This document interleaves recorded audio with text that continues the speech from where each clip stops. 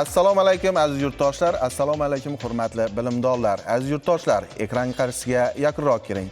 Zakot intellektual klubi nodavlat notijorat tashkiloti va Xorazm teleradio kanali bilan hamkorlikda jonli efirga uzatilayotgan Brain Ring intellektual o'yinining navbatdagi soni yana xonadoningiz mehmoni. Eslatib o'tamiz aziz yurtdoshlar, biz bugun viloyatimizdagi oliy ta'lim muassasalari talaba qizlaridan iborat bahsning final bahsiga yetib keldik va olqishlaringiz ostida bugungi o'yinda ishtirok etadigan 4 tala jamoani ham tanishtirib o'tamiz. Demak, tanishib olamiz. Bugun qatnashadigan jamoalar bular: Rezonans jamoasi, Urfon jamoasi, Zexin jamoasi va Armada jamoalari. Demak, bizda ilk bahsni tabiiyki Urganch davlat pedagogika instituti talaba qizlaridan iborat Rezonans va Urfon jamoalari boshlab beradi va biz olqishlaringiz ostida Rezonans jamoasini tanishtirish bilan o'yinimizni boshlab olamiz. Demak, tanishib olamiz. Nasiba Jumaniyozova, Hayitjon Davlatboyeva, Sarnoz Abdullayeva, Zarnigor Allanazarova, Mohira Matyakubova va Anagul Matnazarovalar. Demak, ushbu jamoaga studiyamizga xush kelibsiz deymiz. Aynan bugungi final bahsida ushbu jamoaning ilk raqibi Urfon jamoasi ham bizda o'yin stollarida joy egallagan va ushbu jamoani ham tanishtirib o'tamiz. Tanishib olamiz. Gulnoza Pirmuhammadova, Sadoqat Narimbayeva, Yorqinoy Masharipova, Dilnura Yusupbayeva, Ro'zaxon Rahimova va Oydinoy Safarbayevalar. Demak, ushbu jamoaga ham studiyamizga xush kelibsiz deymiz. Eslatib o'tamiz, bugun studiyamizga tashrif buyurgan 4 tala jamoa ham o'z guruhi g'olibi sanaladi va aynan bugun bizning studiyamizga ushbu jamoalar bizning talaba qizlar o'rtasida bo'lib o'tadigan talabalar kubogini yutish uchun jamlangan. Demak, biz ko'ramiz qaysi jamoaga bugun aynan talabalar kubogi nasib qilar ekan. Demak, buning uchun biz oldin 4 ta turdan iborat bahslarni o'tkazib olishimiz kerak. Bizda 4 ta turdan ikkalasi bu saralash bahslari bo'ladi va qolgan ikkalasi tabiiyki final bahsidan iborat bo'ladi. Har bir turda biz 10 tadan savol o'ynaymiz va qaysi jamoa raqibiga nisbatan ko'proq ochko jamg'arsa, o'sha ishtirokchi tabiiyki bugungi o'yinning keyingi bosqichiga yo'l oladi. Demak, biz olqishlaringiz ostida ilk saralash bahsini boshlaymiz. Diqqat qiling, birinchi saralash bahsi Rezonans va Urfon jamoalari, hisob 0-0, birinchi savol. Savolni eshiting va savolga diqqat qiling. 2008-yil 23-avgustda bo'lib o'tgan futbol bo'yicha Italiya chempionati Inter Bari uchrashuvida ganalik futbolchi Salli Muntari majburiy almashtiruvga sabab bo'ladi. Keyinchalik ma'lum bo'lishicha, futbolchi tanasida suvsizlanish darajasi juda pasayib ketgan. Ya'ni unda yaxshigina holsizlik sezilgan. Diqqat, savol, bunga nima sabab bo'lgan edi? Vaqt ketdi. Demak, bizda ikkinchi stol eshitamiz. Javobni o'zim berib ko'raman. Jamoamiz bilan maslahatlashgan holda bu savolning javobini Ramazon sabab, ya'ni roza tutgan deb o'yladik. Javob to'g'ri, gap bu yerda aynan Ramazon haqida gap ketayotgan edi. Va albatta bizning o'lkamizda umuman butun musulmon olamida hozirda Ramazon hukm surmoqda, Ramazon kunlari boshlanmoqda va albatta musulmon bo'lgan futbolchi ham roza tutgan. Tabiiyki bu o'sha o'yin jarayonida, nafaqat o'yin jarayonida, balki kun davomida ham o'sha tanasidagi suvsizlikka olib kelgan ekan. Va bizda ilk ochkoni Urfon jamoasi qo'lga kiritdi. Jamoani yana bir bora olqishlaymiz. Davom etamiz. Ikkinchi savol. Buxoro amirligida qullarning asosiy taomi bu jo'xori bilan tariq unining aralashmasidan iborat yeguliklar bo'lgan. Oliy himmat quldorlar yilda faqat 2 marta o'z qullariga go'shtli taom berganlar. Savol, shu 2 kunni aniq ayting, vaqt ketdi. Qizil stol bizda faol. Ushbu savolga jamoa nomida o'zim javob bermoqchiman. Savolning javobi hayitlarda, Arafa hayiti va Qurbon hayitida.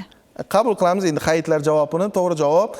Gap bu yerda o'sha Ramazon hayiti va Qurbon hayiti haqida ketayotgan edi. Javob to'g'ri, hisob tenglashdi, hisob 1-1 ko'rinishiga keldi. Davom etamiz navbatdagi, ya'ni 3-savol. Himalayda daraxt kesuvchilar maktabi bor va uni bitkazuvchilar yakunda imtihon topshirishadi. Imtihonda bitiruvchiga bir daraxt bo'lagi beriladi. Savol: bitiruvchi uni nima qilish kerak? Vaqt ketdi.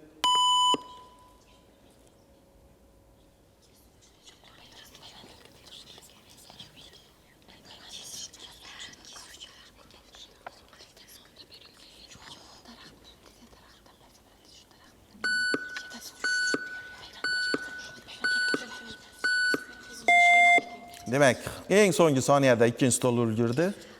Bu savolning javobini Sadoqat beradi. Qani Sadoqatxon? Fikrimizcha undan gugurt yasaydi. Gugurt yasaydi. Qabul qildik. Javob afsuski noto'g'ri. Davom etamiz. Jamoa ulgurmadi. To'g'ri javobni eshiting. Bu ochig'ini aytaman, juda ham oson bo'lmagan savollardan biri edi. Bitiruvchi uni qanday turga mansub daraxt ekanligini aniqlashi kerak edi. Bilasiz, turli xil daraxtlarni turli xil qattiqliklari bor. Aynan u qaysi turga mansubligini aniqlashi kerak edi. Demak, bizda 3-savoldan keyin ikkala jamoada ham to'g'ri javob varianti bo'lmadi, lekin olqishlarga arziydigan savol edi. Davom etamiz. 4-savol. Demak, bizda bu yerda aynan talaba qizlarimiz bor va aynan talaba qizlarimiz bu bizda eng kitobsevar qatlam sanaladi. Tabiiyki, hammangiz juda ham sevib kitoblarni mutolaa qilasiz. Savolni eshiting. Dizaynerlar Moby Dick haqidagi romanning yangi nashrida uni, ya'ni biz sizdan so'raydigan narsani kit fontani ko'rinishida, Nautilus haqidagi romanni yangi nashrida esa uni periskop ko'rinishida ishlab chiqishni taklif qilgan. Menimcha Nautilusni bilasiz, bu o'sha Kapitan Nemo haqidagi mashhur Jules Verne asari. Savol: uni nima ekanligini toping. Vaqt ketdi.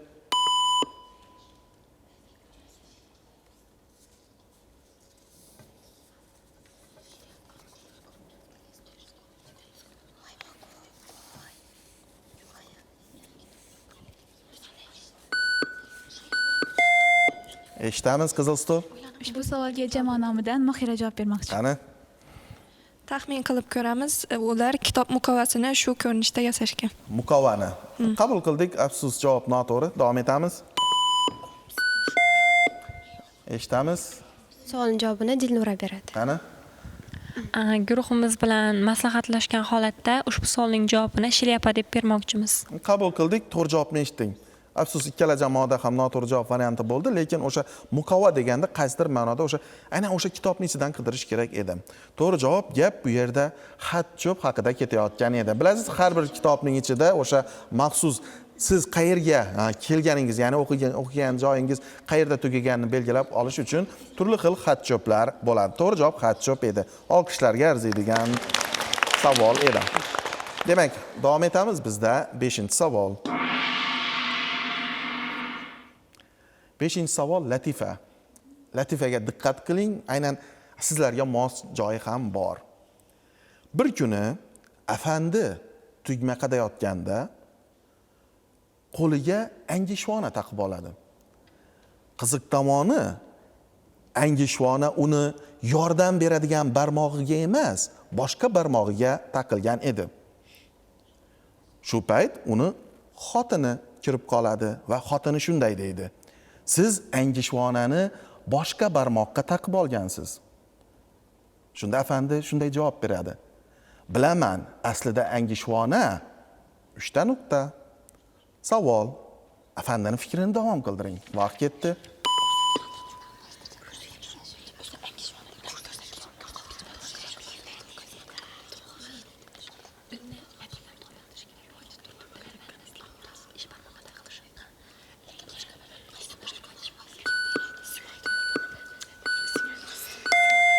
Qani, qizil stol, eshitamiz.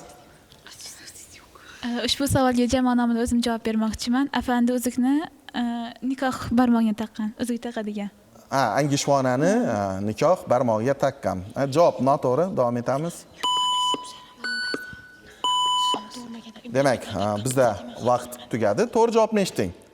Afandi shunday deydi: xotini chiqib, siz angishvonani noto'g'ri barmog'ingga taqqansiz desa, afandi shunday dedi. Bilaman, aslida angishvona seni barmog'ingda bo'lish kerak edi dedi. Ya'ni tabiiyki, ushbu ishni ayol kishi bajarish kerak. Ya'ni o'sha ayoliga kesatgan holda yuqoridagi fikrni bildirgan ekan. 5-savolga ikkala jamoada ham to'g'ri javob varianti bo'lmadi, lekin olqishlarga arziydigan savol edi. Va davom etamiz navbatdagi, ya'ni 6-savol. Qadimgi Gretsiyada ayrim kishilar bir umrlik oziq-ovqat bilan ta'minlangan va umrbod soliqlardan ozod etilgan. Bu kabi kishilar bizning davlatimizda ham bor. Savol, gap kimlar haqida ketmoqda? Vaqt ketdi. Qani eshitamiz, qizil yashil stol. Savolga javobni Ro'zaxon beradi. Qani? Biz guruhimiz bilan maslahatlashgan holda ushbu savolning javobini nogironlar deb o'yladik. Nogironlar. Javob noto'g'ri. Davom etamiz. Eshitamiz. Ushbu savolga o'zim javob bermoqchiman. Fikrimizcha harbiylar. Harbiylar. Mana shu yo'nalishdan ketish kerak edi, lekin Yunonistonga borish kerak edi. To'g'ri javobni eshitding, to'g'ri javob. Afsus, ikkala jamoada ham noto'g'ri javob. To'g'ri javob gap bu yerda Olimpiada chempionlari haqida ketayotgan edi. Bilasiz, o'sha Yunonistonda ilk Olimpiada o'yinlari tashkil topgan va tabiiyki Olimpiada chempionlarini juda ham ko'plab o'sha turli xil imtiyozlarga ega bo'lgan.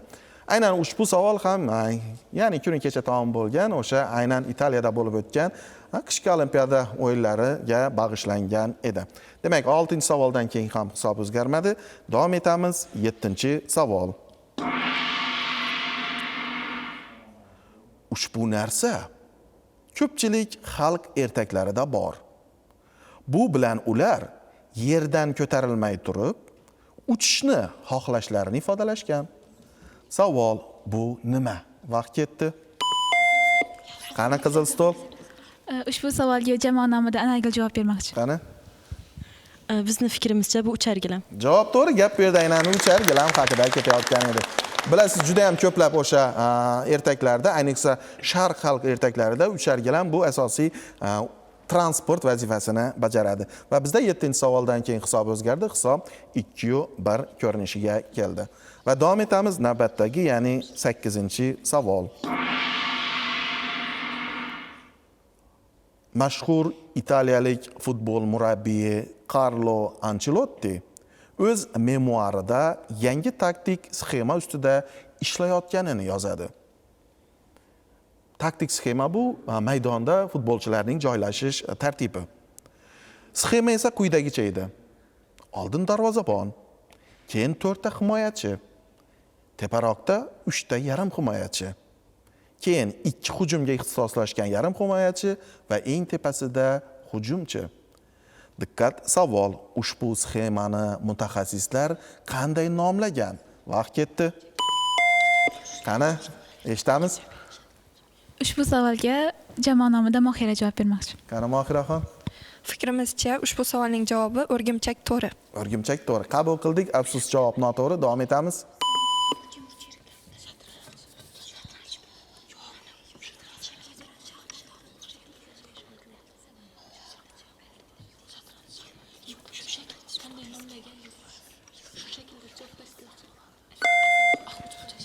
Eshitamiz, qani? Bu savolga javob Dilnura beradi. Qani? Bu savolga javobni guruhimiz bilan kelishgan holatda shatranj shaklida deb javob bermoqchimiz. Qabul qildik. To'g'ri javobni eshiting. Demak, 8-savol shatranj shaklida. Demak, oldin 4 ta, endi bitta darvozabon pastda 4, 3, 2 va 1. To'g'ri javob gap bu yerda Yangi yil archasi haqida ketayotgan edi. Uning shakli ko'rinishi tabiiyki archani eslatgan va shundan mutaxassislar Yangi yil archasi deb nomlashgan ekan. Demak, olqishlarga arziydigan savol edi. Demak, davom etamiz. Bizda 9-savol. Eslatib o'tamiz, ushbu savolga rezonans jamoasi to'g'ri javob variantini bersa, o'yinimiz shu nuqtada tugaydi. 9-savolni eshiting. İlk bu ishni qiluvchilar qadimgi Qohira ko'chalarida nog'oralardan foydalanishgan. Livan va Suriyaning ba'zi hududlarida bu ishni qilish uchun haligacha to'plardan foydalaniladi.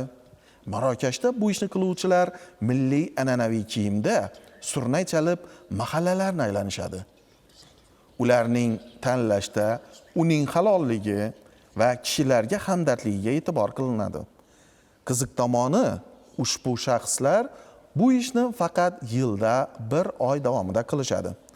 Diqqat, savol. Demak, bizda false start. Ushbu ishni qiluvchilarni toping, vaqt ketdi. Qani, jamoada javob berishga vaqt bemalol edi, eshitamiz. Ushbu savolga Zarniga javob bermoqchiman. Qani? Ushbu savolning javobi saharlikka turg'izuvchilar. Javob to'g'ri, aynan bu yerda aholini saharlikka turg'izuvchilar haqida ketayotgan edi va bizda aynan 9-savoldan keyin hisob 3-1 ko'rinishiga keldi. Bu degani bizdan muddatidan oldin, ya'ni bitta savoldan oldin tabiiyki rezonans jamoasi keyingi bosqichga, ya'ni bugungi o'yinning final bosqichiga yo'l oldi degani. Jamoani yana bir bora olqishlaymiz. Afsus, bugun Urfon jamoasiga false start menimcha pand berib qoldi. Agar false start pand bermaganda ushbu jamoa ham munosib ishtirok etayotgan edi. Shunday bo'lsa-da, ushbu jamoaga ham o'z minnatdorchiligimizni bildiramiz va jamoalar o'z joylarini egallashlari mumkin. Mana aziz yurtdoshlar, ko'rib turganingizdek, bizda ilk bahsimiz, ya'ni final bahsining ilk saralashi nihoyasiga yetdi va unda rezonans jamoasi o'z raqibi bo'lgan Urfon jamoasi ustidan 3-1 hisobida g'alaba qozondi. Demak, bizda ikkinchi final bahsi, ya'ni ikkinchi final bahsida Aburayxon Beruniy nomidagi Urganch davlat universiteti talaba qizlaridan iborat jamoalar o'zaro kuch sinashadi. Demak, biz ushbu jamoalarni tanishtirish bilan o'yinimizni davom qildiramiz. Demak, bizda ikkinchi saralash bahsini endi Zexin va Armada jamoalari davom ettiradi va biz olqishlaringiz ostida Zexin jamoasini tanishtirish bilan o'yinimizni davom qildiramiz. Tanishib olamiz: Oydinoy Rustamboyeva, Mahliyo Ochilbaykova, Bibijon Saipboyeva, Oysha Napasova, Hurriyat Bekpo'latova va Fatima Napasovalar. Demak, ushbu jamoaga studiyamizga xush kelibsiz deymiz va ushbu jamoaga raqib bo'lgan Armada jamoasi ham stullarimizdan joy egallagan va ushbu jamoani ham tanishtirib o'tamiz. Dilnura Salayeva, Gulnoza Qadamboyeva, Ruhiya Nurlayeva, Ruxshona Normatova, Zahro Mansurbekova va Roza Egamberganovalar. Demak, bu jamoaga ham studiyamizga xush kelibsiz deymiz va bizda o'yin qoidalari o'sha 10 ta savol va qaysi jamoa g'olib bo'lsa, bizning ilk bahsimizda, ilk saralash bahsida g'olib bo'lgan rezonans jamoasiga tabiiyki raqib bo'ladi. Demak, jamoalar tayyor bo'lsa, biz olqishlaringiz ostida ikkinchi saralash bahsini boshlaymiz. Diqqat qiling, ikkinchi saralash bahsi Zexin va Armada jamoalari, hisob 0-0, birinchi savol.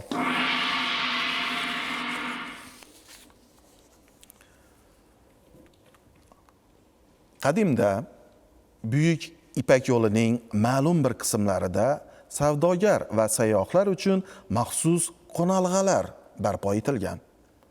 Ushbu qo'nalg'alar orasidagi masofa taxminan 24 kilometrni tashkil qilgan.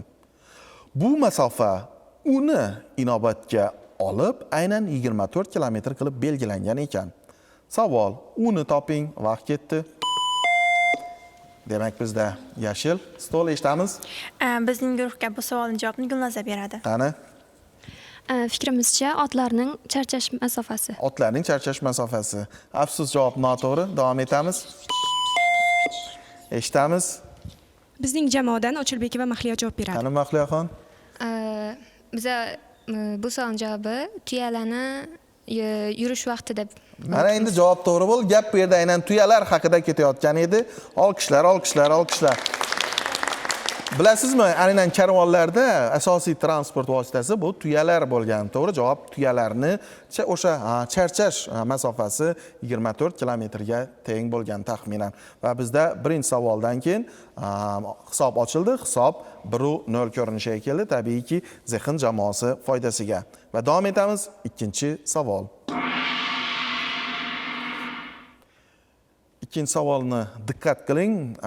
Juda ham ko'plab so'z o'yinlari bor. Said Ahmadning Hajviyasida Latifxon ismli personaj haqida gap ketadi. Ushbu personaj bir muassasada ishlaydi.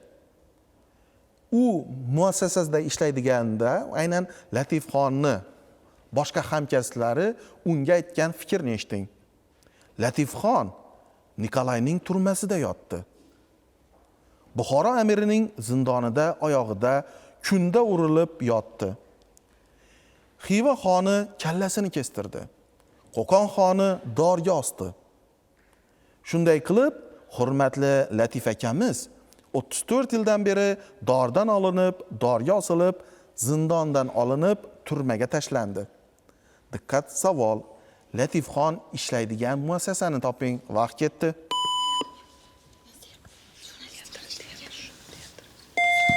Demak, bizda yashil stol eshitamiz. Bizning fikrimizcha bu teatr. Javob to'g'ri, gap bu yerda aynan teatr haqida ketayotgan edi. Va Latifxon o'sha turli xil teatrda turli xil personajlarning rolini o'ynagan ekan va bizda ikkinchi savoldan keyin hisob tenglashdi, hisob 1-1 ko'rinishiga keldi. Va davom etamiz, bizda 3-savol. Ushbu yozuvchiga bag'ishlangan Google Doodle'da, menimcha Google Doodle'larni bilasiz, o'sha turli xil narsalarga bag'ishlab Google'ning o'sha Google degan yozuvi o'zgarib turadi. Ushbu yozuvchiga bag'ishlangan Google Doodle'da balkondan qarab turgan qiz, bosh chanog'i, dastro'mol, qora tanli qirol va hokazolar tasvirlangan. Savol, ushbu yozuvchini toping. Vaqt ketdi. Qani, eshitamiz qizim. Jamoadan o'zim javob berib ko'rmoqchiman. Menimcha bu Shekspir. Javob to'g'ri, gap bu yerda aynan William Shekspir haqida ketayotgan edi. Va yuqoridagi menimcha o'sha personajlar yoki tasvirlangan narsalarni sezgan bo'lsangiz kerak, Romeo va Julietta, o'sha qirol Lear yoki bo'lmasa Gamlet va hokazo o'sha Otello kabi nimalar asarlaridan namunalar keltirilgan. Demak, bizda 3-savoldan keyin hisob o'zgardi. Hisob 2-1 ko'rinishiga keldi. Davom etamiz navbatdagi, ya'ni 4-savol.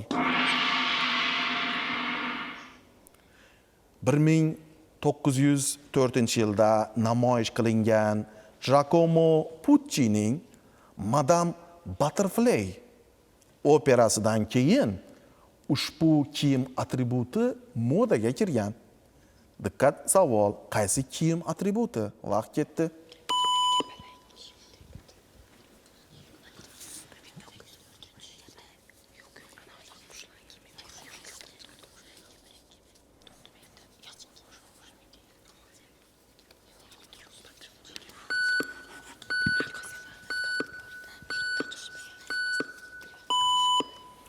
Demak, afsus bizda ikkita jamoada ham to'g'ri javob varianti bo'lmadi.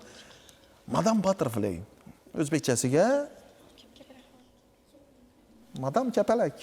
To'g'ri javob gap bu yerda kapalak galstuk haqida ketayotgan edi. To'g'ri javob kapalak galstuk haqida edi. Yoki babuchka deb ham ataymiz. Olqishlarga arziydigan savol edi. Demak, 4-savoldan keyin hisob o'zgarmadi. Hisob 2-1 va davom etamiz 5-savol. İngilizlarda fil suyagini chertmoq degan ibora mavjud. Savol, inglizlar qaysi ishni ushbu ibora bilan atashadi? Vaqt ketdi. Eshitamiz. Jamoadan Ochilbekova Mahliyo javob beradi. Ana Mahliyoxon. Tarixiy uylarda ko'pincha shaxmatdan avval fil suyagini yasaladi. Ya'ni shohmat degan vaqtida shohni kutganda shohni chertadi. Umuman olganda o'sha shaxmat haqida ketmoqda. Afsus, javobingiz noto'g'ri. Davom etamiz.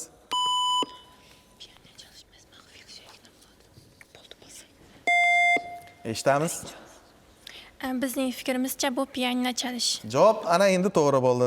Gap bu yerda aynan pianino chalish haqida ketayotgan edi. Bilasiz, o'sha pianinodagi oq klavishalar ham aynan o'sha fil suyagidan yasaladi.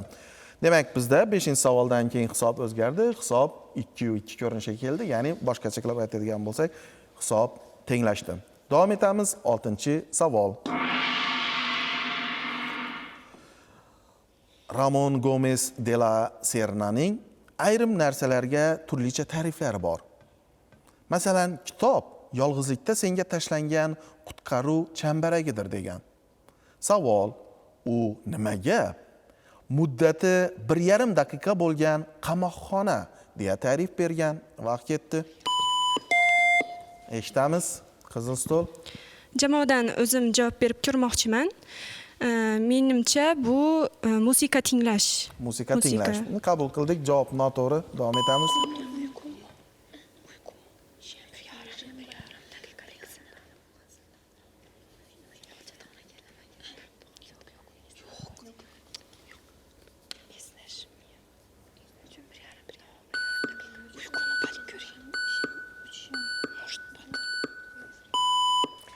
Demak, afsus bu jamoada javob varianti bo'lmadi. To'g'ri javobni eshiting.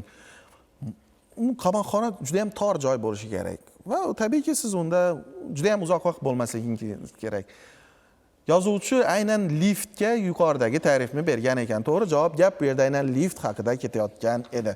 Olqishlarga arziydigan savol edi. Demak, 6-savolga ikkala jamoada ham to'g'ri javob varianti bo'lmadi. Davom etamiz. 7-savol. Ramon Gomez de la Serna ayrim narsalarga turli xil ta'riflarni bergan. Masalan, kitob yolg'izlikda senga tashlangan qutqaruv chambaragidir. Savolni eshiting.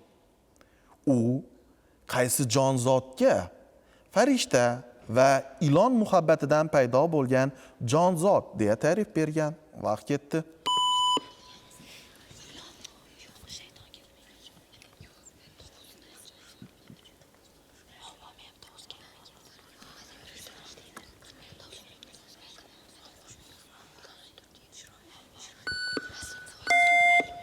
Eshitamiz. Jamoadan Rustamboy va Oydunoy javob beradi. Qani Oydunoy? Taxmin qilib ko'ramiz. Bu savolning javobi tovus.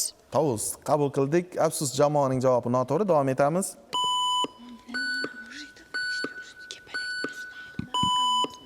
Demak, bizda vaqt tugadi. To'g'ri javobni eshiting. To'g'ri javob tabiiyki u farishta kabi oppoq bo'lishi kerak. Shuning ustiga u ilon kabi juda ham uzunroq bo'lishi kerak.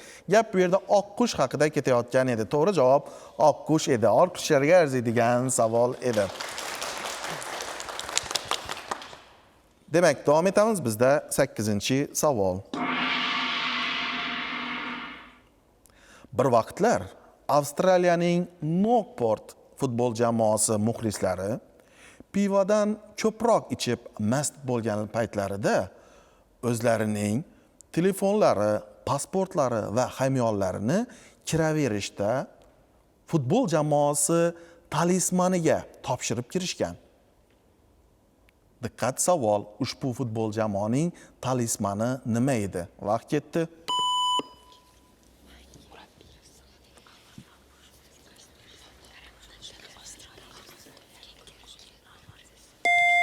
Demak, eshitamiz.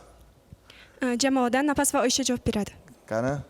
Biz jamoa bilan kelishgan holda kenguru javobini bermoqchimiz. Bilasizmi, aynan o'sha muxlislar kenguruning xaltasiga o'zlarining narsalarini tashlab o'tishgan ekan. To'g'ri javob kenguru edi. Olqishlar, olqishlar.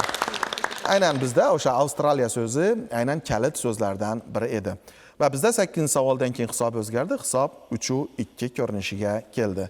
Va davom etamiz navbatdagi, ya'ni 9-savol. 19-asr oxirida odamlar AQSh flotidagi turli mutaxassislikdagi insonlarga turlicha laqab qo'yishgan. Diqqat savol. Qora banda deb nomlanuvchi mutaxassislar qanday yumush bilan shug'ullanishgan? Vaqt ketdi.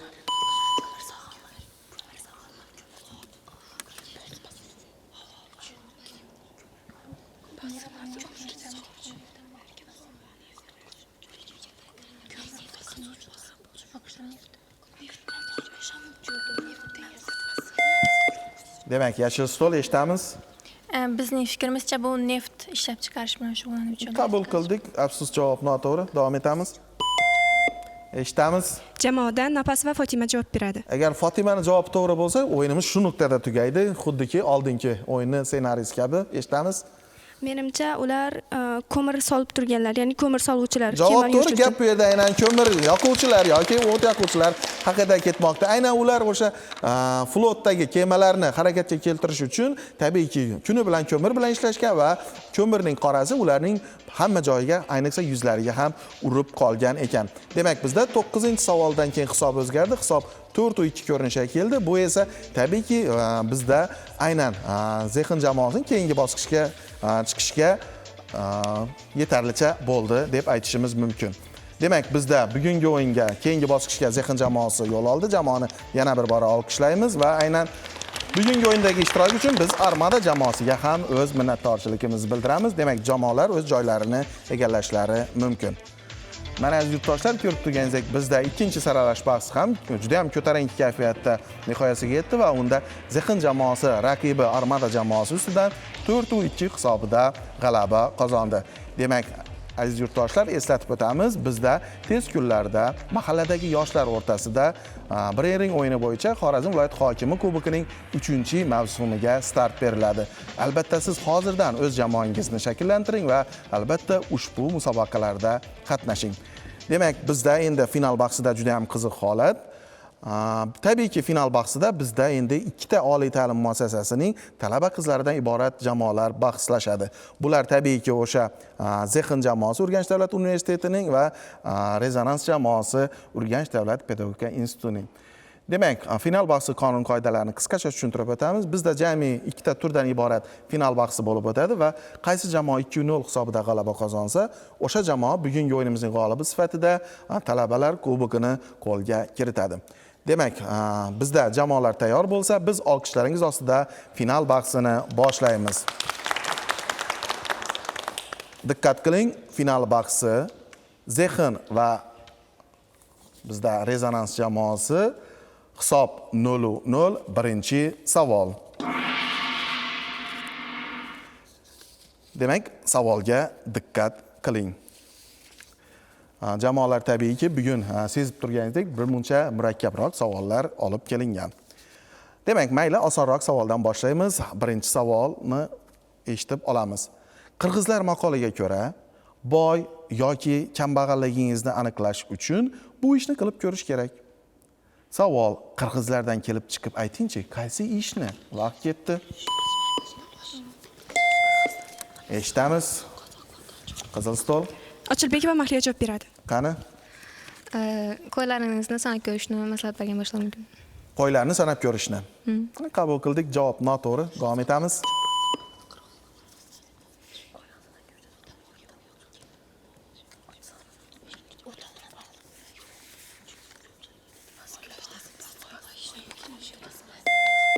Eshitamiz.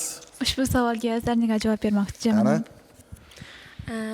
Bizning fikrimizcha bu savolning javobi kulishlariga bog'liq. Qabul qildik. To'g'ri javobni eshiting. Afsus, ikkala jamoada ham noto'g'ri javob varianti bo'ldi, lekin Zexin jamoasida qaysidir ma'noda to'g'ri yo'ldan edi.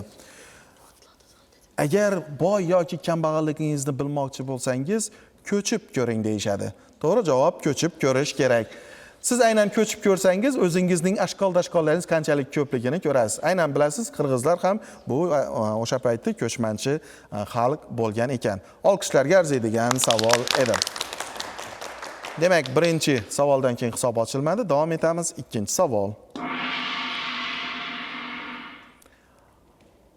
Baliq ovlash kemalariga yangi matroslar ishga taklif qilinganda, ish paytida foydalanishlari uchun oyoqlariga etik tanlashadi. Yangi matroslar odatda o'zlariga mos, loyiq keladigan razmerdagi etiklarni tanlashadi.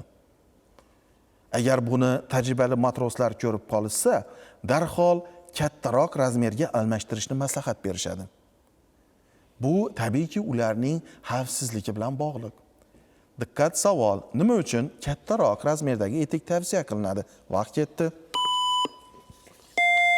Eshitamiz, yashil stol. Ushbu savolga jamoa nomidan Mohira javob berib ko'rmoqchi. Qani?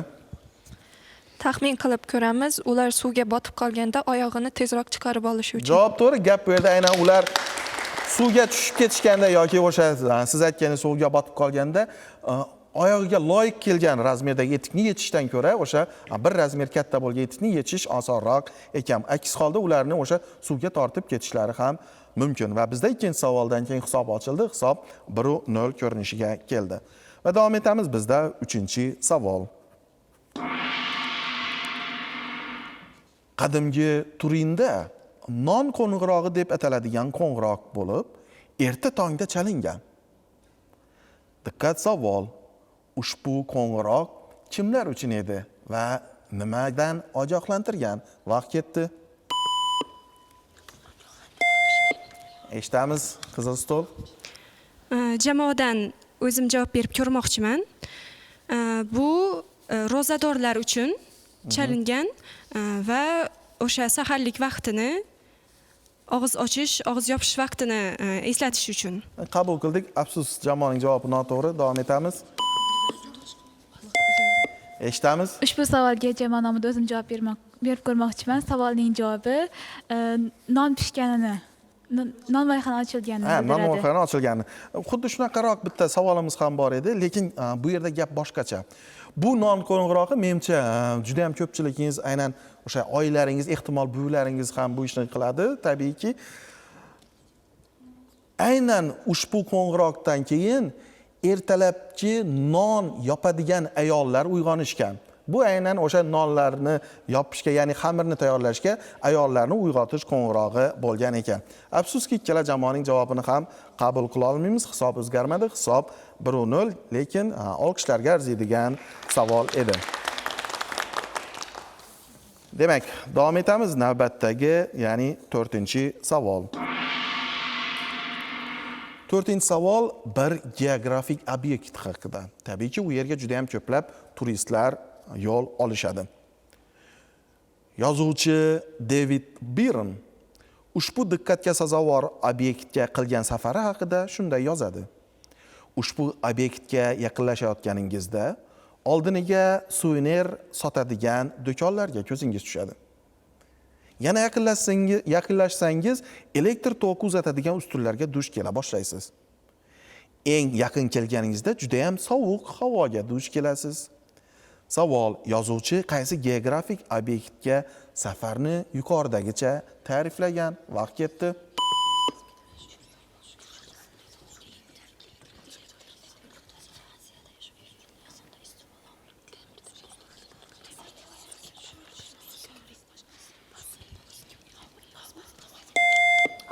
Demak, birinchi stol eshitamiz. Bizning javobimiz jamoa bilan kelishgan holda Eyfel. Eyfel minorasi. Eyfel minorasi. Afsus, javob noto'g'ri.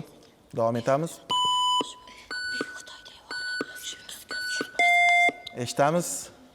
Ushbu savolga jamoa nomidan Nasiba javob bermoqchi.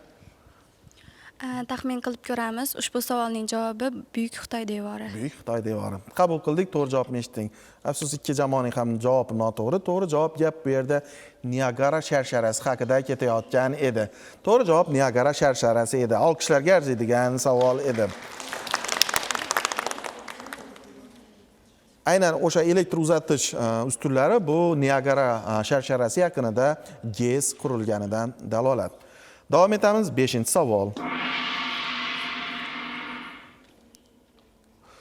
Amerikalik yumorist Billy Winnie hajviyalaridan birida lofchi Lem Griffiths asalarilarni bir hasharot bilan chatishtirganini, shundan keyin ular tunu kun ishlayotganini lof urib aytadi. Ya'ni asalarilar bir jonzotlar bilan chatishtirilgan, shundan keyin asalarilar tunu kun asal yig'ishni boshlashgan ekan. Tabiiyki bu lof. Savol: o'sha hasharotni yoki jonzotni toping. Vaqt ketdi. Eshitamiz. Jamoa bilan kelishgan holda bizning javobimiz chumollar. Chumolilar. Javob noto'g'ri. Davom etamiz.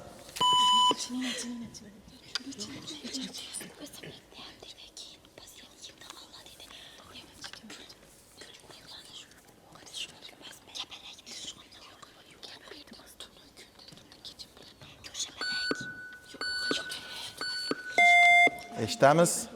Qani, yashil stol. Ushbu savolga o'zim javob berib ko'rmoqchiman. Savolning javobi fikrimizcha ninachi. Ninachi. Endi to'g'ri javobni eshiting. Afsus, jamoaning javobi noto'g'ri. Ular kechasi ham o'sha ko'zi o'tishi kerak va tabiiyki ko'zi o'tib o'sha gullarning changini changlatish kerak yoki nektar yig'ish kerak. To'g'ri javob gap bu yerda yonar qo'ng'izlar haqida ketayotgan edi. Tabiiyki yonar qo'ng'izlar ham o'zidan yorug'lik tarqatadi va bemalol kechasi ham ishlash mumkin bo'lib qoladi. Olqishlarga arziydigan savol edi. Afsus, ikkala jamoada ham to'g'ri javob varianti bo'lmadi. Davom etamiz. Bizda 6-savol. Albaniya pul birligi lek deb ataladi. Bir versiyaga ko'ra, u qo'shni davlat hududida tug'ilgan bir inson sharafiga nomlangan. Savol: ushbu inson kim? Vaqt ketdi.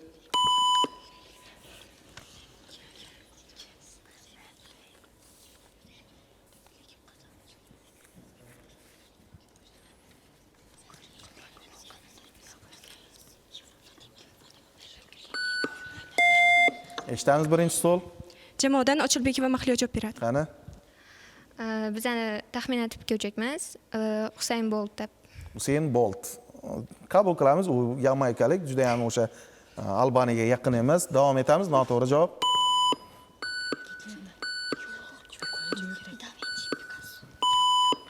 Demak, vaqt tugadi. To'g'ri javobni eshiting. Lek. Gap bu yerda Aleksandr Makedonskiy haqida ketayotgan edi. Aynan lek bu Aleksandr so'zidan olingan ekan. Afsuski, ikkala jamoada ham to'g'ri javob varianti bo'lmadi. Davom etamiz. Navbatdagi, ya'ni 7-savol. 20-asrning so'nggi choragida bir ustomon o'g'ri bankni tunashga qaror qiladi. Dastavval u qurbonlikka tanlangan bankda depozit qutisini ijaraga oladi va depozit sifatida bir buyumni qutiga joylaydi. Shu orqali o'g'ri bankning depozitlar omborida ovoz sezgich datchiklari bormi, yo'qmi aniqlab oladi. Diqqat savol. O'g'ri o'z ijaraga olgan depozit qutisiga nimani joylagan? Vaqt ketdi. Yashil stol eshitamiz. Ushbu savolga jamoa nomidan Zarniga javob berib ko'rmoqchi. Qani? Taxminimizcha bu savolning javobi budilnik. Javob to'g'ri. Gap bu yerda aynan budilnik haqida ketayotgan edi. U tabiiyki o'sha budilnikli soatni qo'ygan va budilnik vaqti bilan jiringlagan. Aynan ushbu ovozga bankdagilarning reaksiyasini tekshirgan va shu bilan uni xavfsizligini sinab ko'rgan ekan. Va bizda 7-savoldan keyin hisob o'zgardi. Hisob 2-0 ko'rinishiga keldi. Va davom etamiz. Navbatdagi, ya'ni 8-savol. Bir retro o'zbek filmida quyidagicha epizod bor. Rahbar bir narsa izlamoqda. Shunda bosh qahramon kelib, rahbar degan qattiq qurolroq bo'ladi-da. Stolni urganda qattiq uring deb maslahat beradi. Bu maslahat rahbarga izlayotgan narsasini topishga yordam beradi. Savol: u nimani izlayotgan edi? Vaqt ketdi.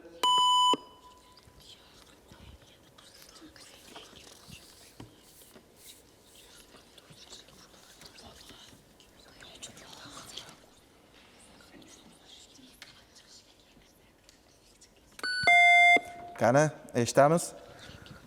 Biz jamoa bilan kelishgan holda javobimiz ruchka. Ruchka.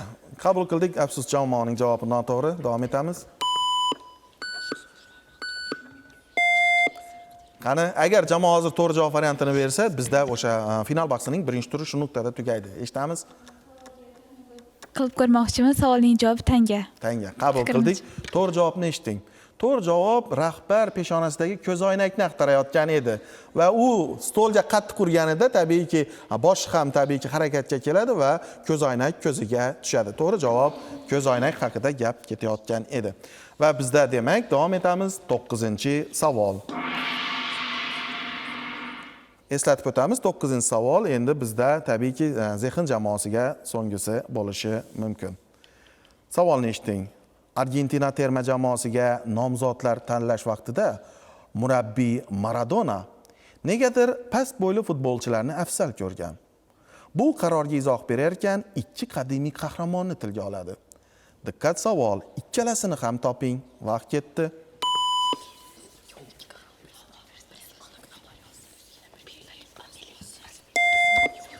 Eshitamiz. Bizning jamoadan Ochilbekova Mahliyo javob beradi. Qani? Ikki shaxsdan biri Gitler va ikkinchisi Napoleon. Qabul qildik. degan savolni beramiz. Afsus, jamoaning javobi noto'g'ri. Davom etamiz.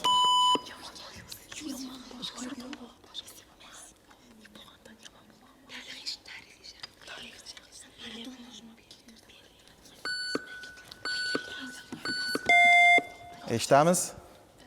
Taxmin qilib ko'ramiz. Birinchisi Messi, keyin Napoleon. Qabul qildik. U Maradona hali murabbiylik qilayotgan paytida. Mayli. To'g'ri javobni eshiting. To'g'ri javob o'sha qadimiy qahramon deyildi. Birinchisi David, ikkinchisi Goliyaf. Bilasiz, o'sha past bo'yli David juda ham yirik gavdali Goliyafni yenggan edi. Ya'ni bu yerda bo'y hech qanaqa ahamiyat kasb etmaydi deb aytmoqchi tabiiyki Maradona. Demak, bizda 9-savol o'z nihoyasiga yetdi va bu degani muddatidan oldin Rezonans jamoasi bizda final bahsining birinchi bahsini o'z foydasiga hal qildi degani jamoani olqishlaymiz. Demak, bizda hisob 0-0 ko'rinishiga keltiriladi va biz final bahsining ikkinchi turini boshlaymiz. Demak, diqqat qiling, bizda final bahsi ikkinchi tur, Zexin va Rezonans jamoalari hisob 0-0, birinchi savol. 1949-yil Hindiston bosh vaziri Javaharlal Nehru Yaponiya hukumatiga uni sovg'a qiladi. Sovg'a haqida Javaharlal Nehru shunday degan edi. U dono va sabrli, kuchli bo'lsa ham muloyim. Umid qilamanki, barchamiz bu fazilatlarni rivojlantiramiz. Tadqiqotlarga ko'ra, u o'ziga yaxshilik yoki yomonlik qilgan inson yuzlarini 20-30 yildan keyin ham taniy olar ekan. Savol, u nima? Vaqt ketdi. Qizil stol eshitamiz. Bizning jamoadan Rustamboy va Oydinoy javob beradi. Qani? Bizning javobimiz fil. Javob to'g'ri, gap bu yerda aynan fil haqida ketayotgan edi. Va bizda Zexin jamoasi final bahsi ikkinchi turning birinchi ochkosini qo'lga kiritdi. Davom etamiz, ikkinchi savol. Tuvalu davlati eng kichkina va eng kambag'al davlatlardan biri. Hattoki o'z vaqtida ushbu davlat o'z domenini, tabiiyki Tuvalu davlati domeni TV sotishga majbur bo'lgan. Ushbu oldi-berdi jarayonlari yakunlangach, Tuvalu o'zini to'laqonli davlat sifatida his qildi. Diqqat savol. Davlat domenni sotishdan tushgan mablag'ni nimaga ajratgan? Vaqt ketdi.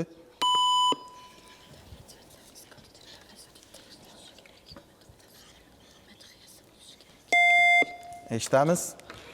Jamoadan Ochilbek va Mahliyo javob beradi. Qani Mahliyo? Taxmin qilib ko'ramiz. Bu davlat kelib tushgan pulni o'z pul birligini ishlab chiqarishga sarflagan. Qabul qildik. Javob noto'g'ri. Davom etamiz.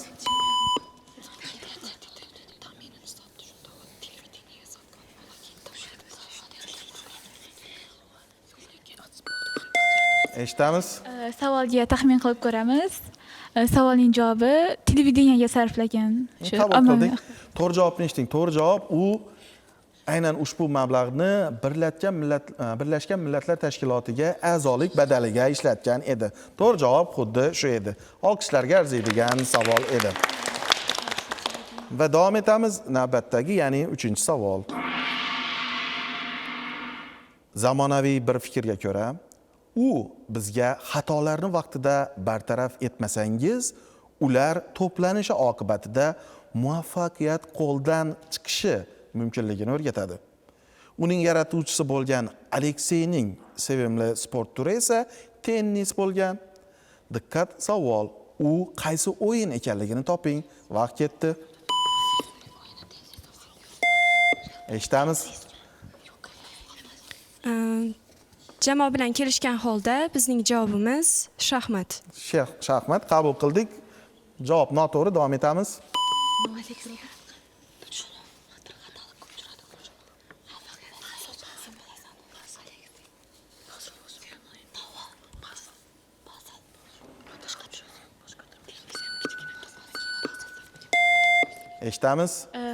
O'z o'zim javob bermoqchiman. Fikrimizcha puzzle yaratgan. Qabul qildik. To'g'ri javob gap bu yerda Tetris o'yini haqida ketayotgan edi. To'g'ri javob Tetris edi. Bilasiz, xatolarni o'sha to'planib borishi keyinchalik mag'lubiyatga olib kelishi mumkin demoqchi. Va bizda 3-savoldan keyin hisob o'zgarmadi. Hisob hali ham 1-0 ko'rinishida. Davom etamiz. 4-savol. O'zbekiston xalq artisti Xayrulla Sa'diyev ustozi Arsen Ismoilov qilichbozlikni o'rgatganini aytar ekan. Teatrga kelganida ushbu asarni sahnalashtirilganini eslaydi. Bu asar ilk bor 1844-yil Le Siècle nomli gazetada chop etilgan. Diqqat, savol. Bu qaysi asar? Vaqt ketdi. Qizil stol eshitamiz. Bizning jamoada Ochilbek va Mahliyo javob beradi. Qani? Bu savolni taxmin etib ko'ramiz. Gamlet asari. Gamlet asari. Javob noto'g'ri, davom etamiz.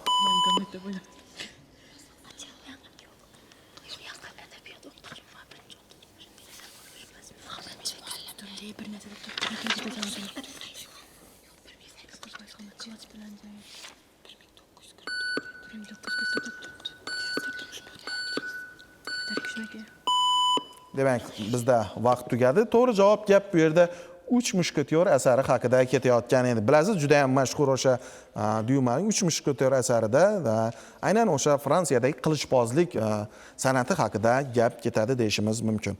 Va bizda ushbu savolga to'g'ri javob varianti bo'lmadi. Davom etamiz navbatdagi 5-savol.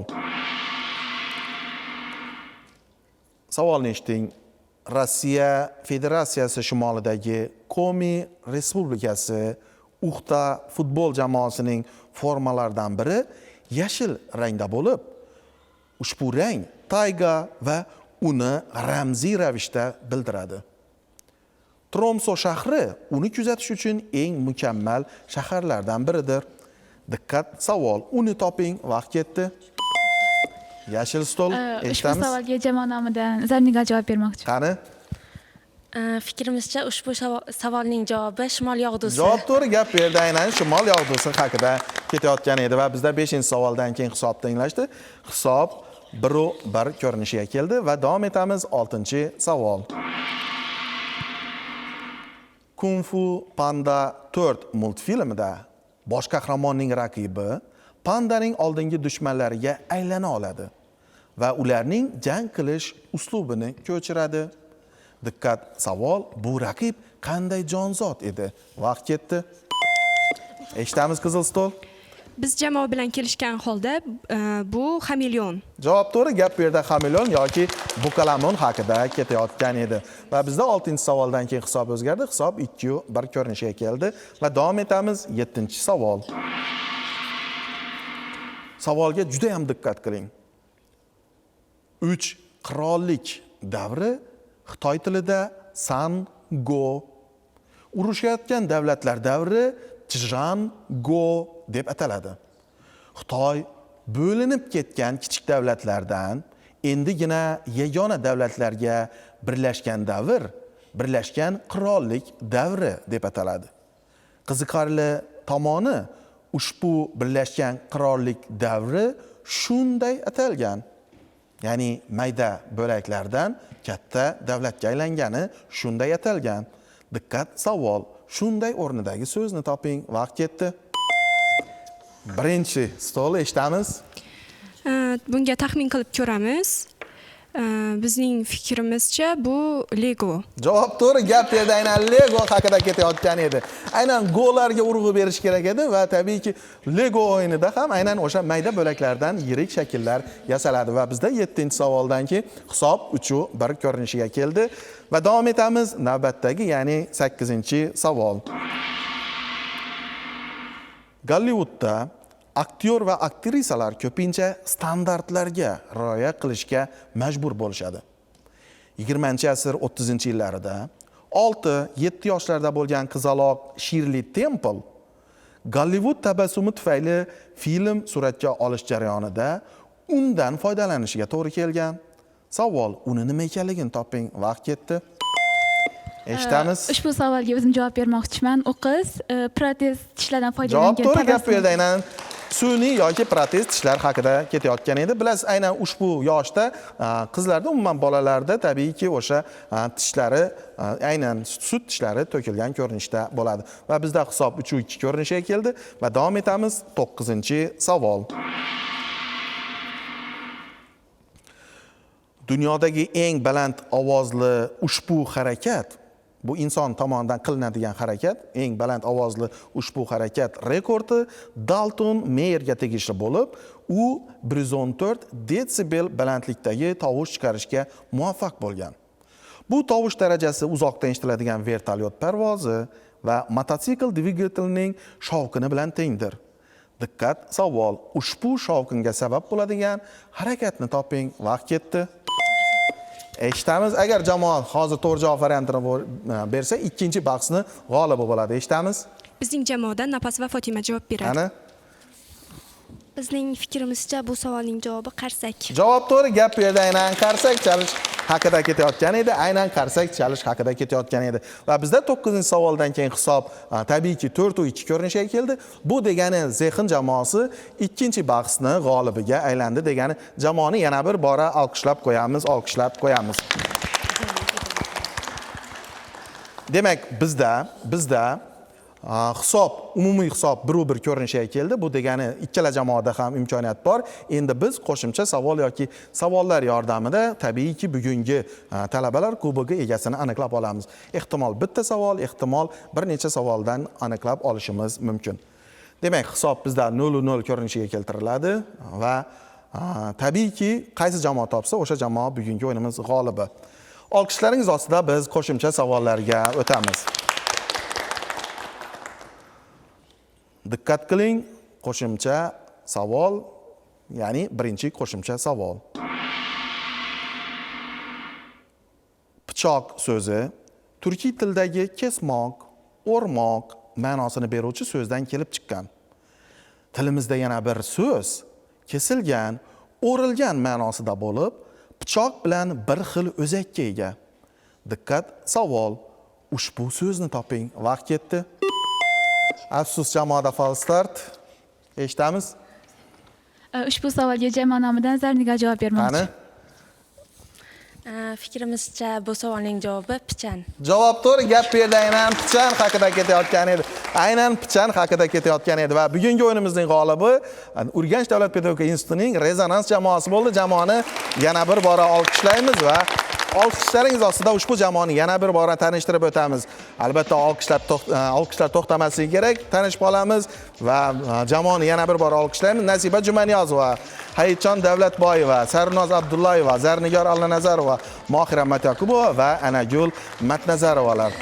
Tabiiyki ushbu jamoani bugungi o'yinning g'olibi bo'lgani bilan umuman biz deyarli bir oydan buyon olib borayotgan talabalar kubogining g'olibi bo'lgani bilan yana bir bora tabriklaymiz.